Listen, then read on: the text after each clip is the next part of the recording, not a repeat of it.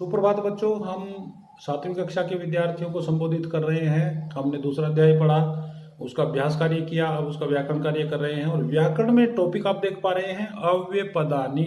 अव्यय अव्यय क्या होता है?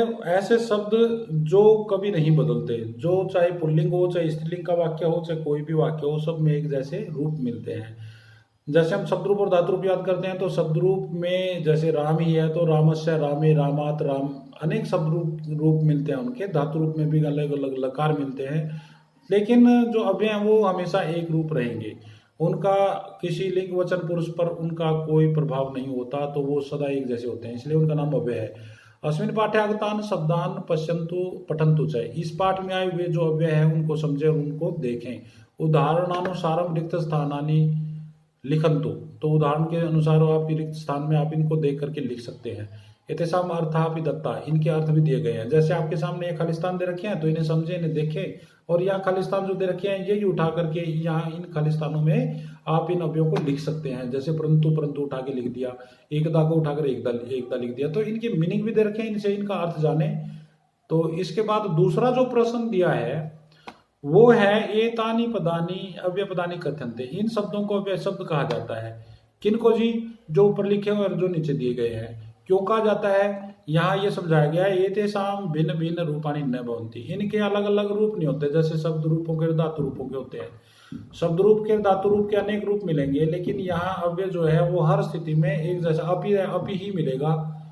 एतानी विभिन्न विभक्तिषु वचनेषु लिंगेषु पुरुषेषु कालेषु सर्वदा समानानि भवन्ति। ये जो शब्द हैं विभक्तियों में, वचनों में, लिंगों में, पुरुषों में और लट लकार लोट लकार यानी किसी भी काल में वो एक जैसे ही दिखाई देंगे, उनका रूप कभी भी नहीं बदलता। एतादृशानि अनेकानि पदानि सन्ति।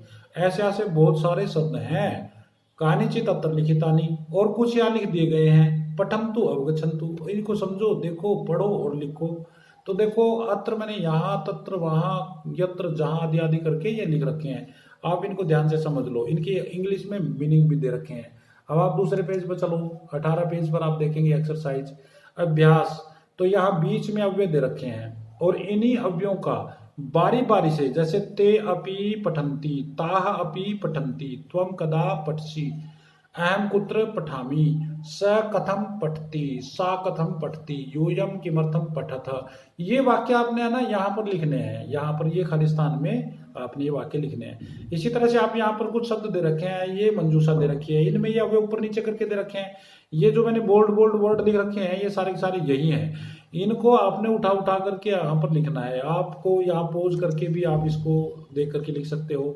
इनका अर्थ समझे। हाया मैंने बीता हुआ कल, यानी कल ते मैंने वे जंतुशाला में गच्छन्त, वे कल चिड़ियाघर गए। कच्छ पे कछुआ सनई सनई चलते, तो यहाँ सनई सनई आएगा, धीरे धीरे चलता है। लोके सत्य में जयते, लोग दुनिया में सत्य ही जीतता है। बाल का पुनः पुनः पठन से अभ्यास करोत, स्व परीक्षा भविष्यति, आने वाले कल परीक्षा होगी। यदा वर्षा होती, जब वर्षा होती है, तदा मयूर नृत्यते, तब मोर नाचता है। रामेण सह सीता अपि वन में गच्छत, राम के साथ सीता भी वन में गई। अत्र एकम उद्यानम आसीत, यहाँ एक बगीचा था। अधुना यूयम पाठम स्मर, आप अब पाठ याद करें। त्वम कदा पठसि, तुम कब पढ़ते हो। तो ये जो अव्यय हैं इनको आपने तैयार करना है। अब हम कुछ उपसर्गों के बारे में आपको जानकारी देंगे। देखिए, इसके बाद उपसर्ग। उपसर्ग क्या होता है जरा समझिएगा। उपसर्ग होता है किसी शब्द के शुरू में, उप मैंने होता है आरंभ में, शुरू में जुड़ करके जब उस शब्द का अर्थ बदल दे तो उसका नाम उपसर्ग है। आप देख सकते हैं जैसे यहां पर दिया है, यह स्मृति है, इसके ऊपर में शुरू में भी रख दिया तो विस्मृति हो गया, वि उपसर्ग है। हासम है तो उप जोड़ दिया, उप उपसर्ग है, उपहासम, शुरू में जोड़ करके। अच्छा, इसी तरह से मितवान है तो निरुपसर्ग जोड़ दिया, निर्मितवान हो गया। गत्य है तो आ जोड़ दिया, आगत्य हो गया। चारी है तो आज भी जोड़ दिया, विचारी हो गया। दिन है तो प्रति जोड़ दिया, प्रतिदिन हो गया। प्राप्तवान आप्तवान उपसर्ग जोड़ दिया, प्राप्तवान हो गया। तो ये जो ऊपर ऊपर के अव्यय हैं, ये जो सब पद हैं, उनको जब किसी शब्द के शुरू में जोड़ देते हैं तो उनका नाम हो जाता है उपसर्ग। आइए जरा समझिए। अत्र यहाँ वि, उप, निर, आ, प्रति, प्र आदि अनेक उपसर्ग हैं। इनका प्रयोग, इनका अर्थ जानिए, क्योंकि इनका प्रयोग करते हैं ना जब हम किसी शब्द के ऊपर, तो उस शब्द का अर्थ बदल जाता है। अब एग्जाम्पल देता हूँ, जैसे हार शब्द है, हार, हार के ऊपर आ जोड़ दिया। हार मैंने तो दो अर्थ हैं, जैसे गले का हार और दूसरा पराजय, लेकिन हार के ऊपर आ जोड़ दिया तो आहार हो जाएगा। आहार का अर्थ है खाना, वो पराजय से बिल्कुल अलग है, वो गले के हार से बिल्कुल अलग है।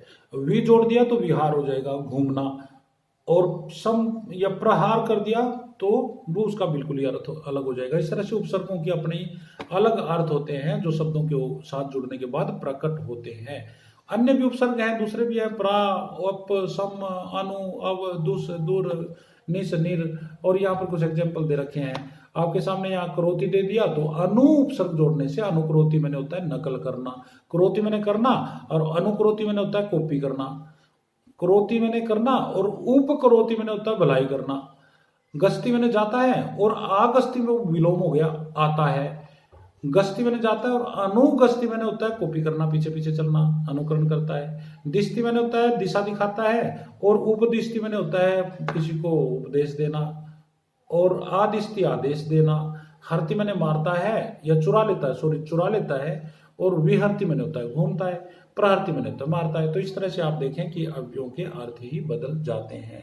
तो आपको इसके सामने इसके बाद कुछ यहाँ पर प्रैक्टिस दी गई है, जिन शब्दों से उपसर्गों को अलग करना है। ये शब्द दिया है उत्पतंती, तो उत अलग कर दिया, आरोहती का आ अलग कर दिया, आनयति का आ कर दिया, अवगछति का अव कर दिया, अनुभवती का अनु कर दिया, निस्सरती का निस कर दिया।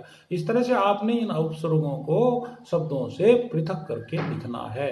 आगे कुछ वाक्य दिए गए हैं जिनमें उपसर्ग जोड़ करके आपने लिखना है। तो इस तरह से आप इसको जूम करके भी अपनी कॉपी में लिख सकते हैं। मैंने आपके सामने यहाँ पर रख दिया है, आप इन्हें अपनी कॉपी के अंदर तैयार करें और इनको लिखें, याद करें। धन्यवाद। हमारा लेसन यहाँ पूरा होता है।